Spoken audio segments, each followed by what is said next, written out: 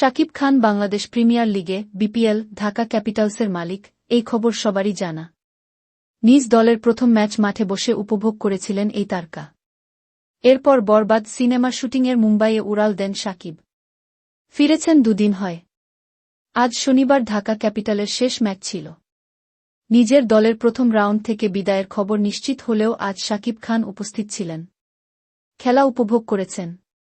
ফটোসেশনে অংশ নিয়েছেন। মাঠে থেকে ম্যাচ শেষে পুরস্কার প্রদান অনুষ্ঠানেও অংশ নিয়েছেন। ঢাকা ক্যাপিটালসের সঙ্গে আজ খুলনা টাইটান্সের খেলা ছিল। দারুণ এক জয় পেয়েছে খুলনা টাইটান্স। এদিকে ম্যাচ শেষে শাকিব খানের ভেরিফায়েড ফেসবুক পেজে লেখা হয়েছে, এবারের বিপিএলে আমরা ঢাকা ক্যাপিটালস দল নিয়ে অংশগ্রহণের সুযোগ পেয়েছিলাম। এটি আমাদের জন্য যেমন নতুন অভিজ্ঞতা ছিল, তেমনি ছিল নতুন চ্যালেঞ্জ। প্রথমবার ক্রিকেটের এমন আসরে অংশ নিয়ে আমরাও ভালো করার চেষ্টা করেছি। যেহেতু এবারই শুরু, তাই সব দিক থেকে নতুন নতুন অভিজ্ঞতার মুখোমুখি হয়েছি।